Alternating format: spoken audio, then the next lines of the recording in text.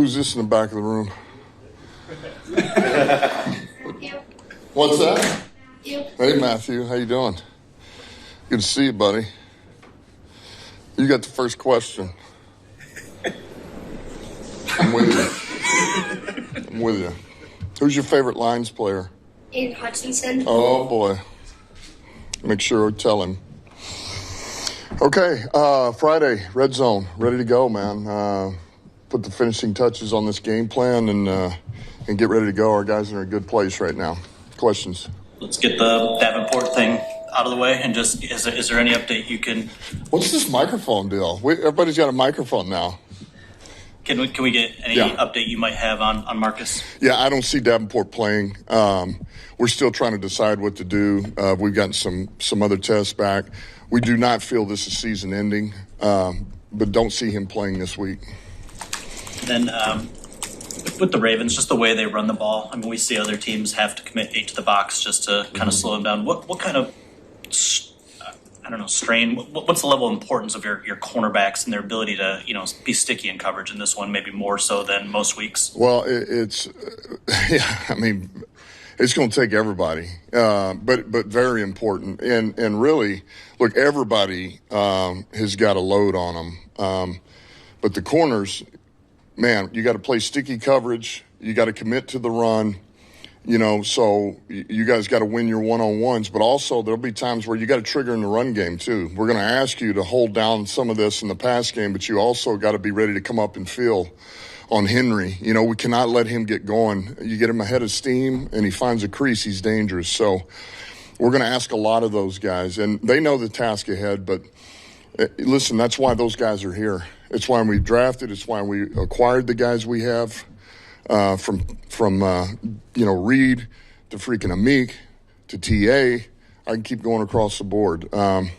So that's why they're here.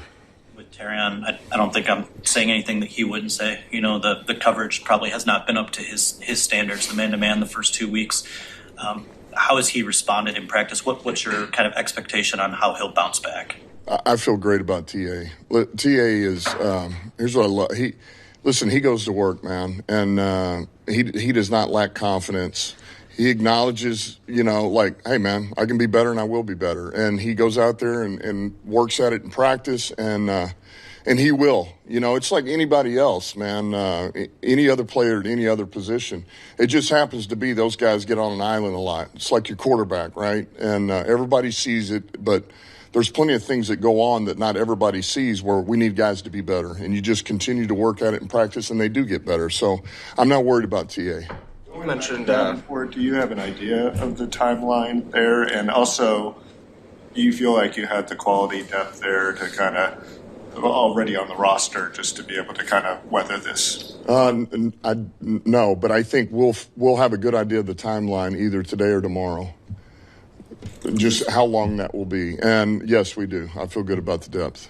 Wheat and Lacey have been here for a couple of weeks. They might be some of those guys to get a chance. How they fit in with the defense, and could it be the week for them to play? Yeah, we like those guys, and it's one of the reasons we acquired them. And those guys wanted to be here, and they're getting opportunities. We're getting everybody opportunities, to see what they can do. And yes, they fit right in with us. I think they understand our system. They're not as polished as everybody else necessarily because they've been, our guys have been here. They've been in the system for a while, but yet they're getting it. And every day they get better and better and better. And so we like our options. Been really consistent over the years about how you got to stay patient, with your vision and how it's a long season and stuff like that. I'm just curious, when did that crystallize for you as a coach? I feel like it can be easy to maybe make changes sometimes if things aren't going well or whatever. Well, I mean, that's something Brad and I both believe in, and it was one of the things we agreed on when we basically met. As we shared the vision that we both had, and we both totally agreed on how you build it, how you sustain it. That was big for us, man. Was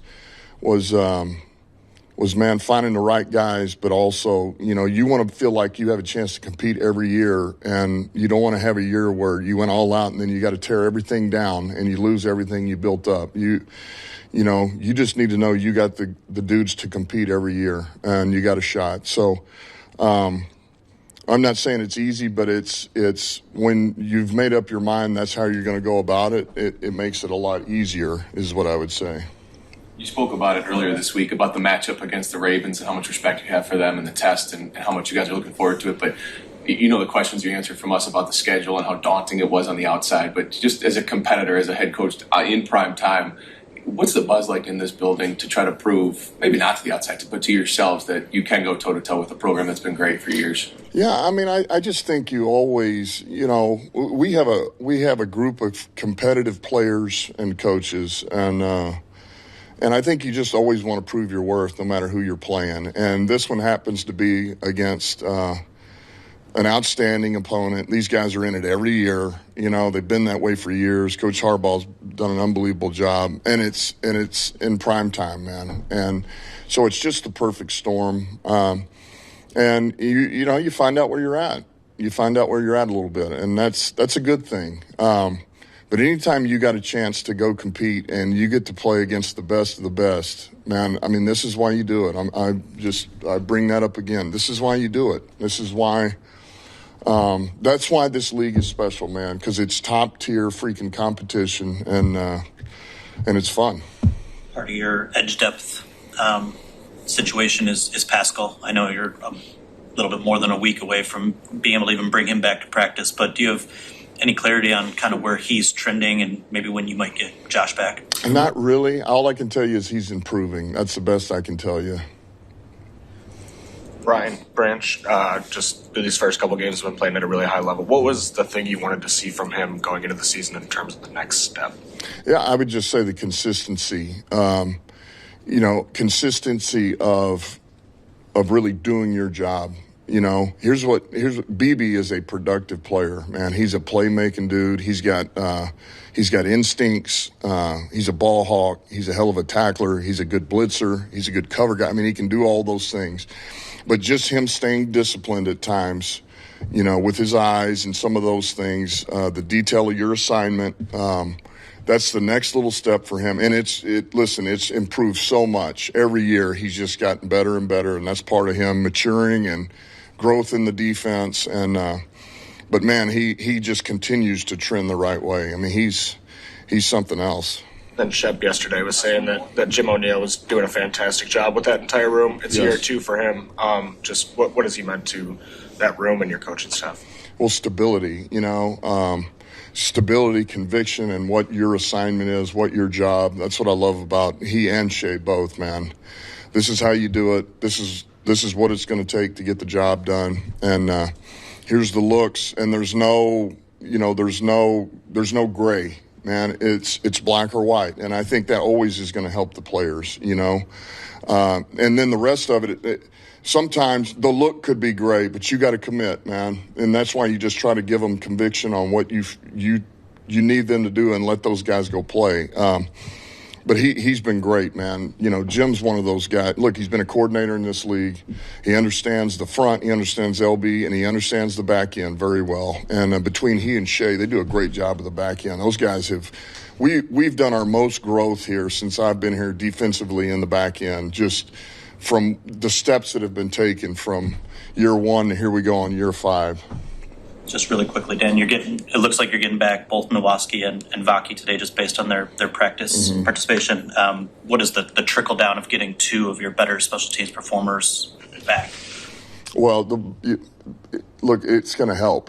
It's going to help. Those are 2 good football players for us in the team's aspect, but they also, bring things offensively and defensively that we can use. So, they do. They'll give us a little bit of a bump here. Now it's their first game back. We understand that, but we look forward to them being back and being able to use them.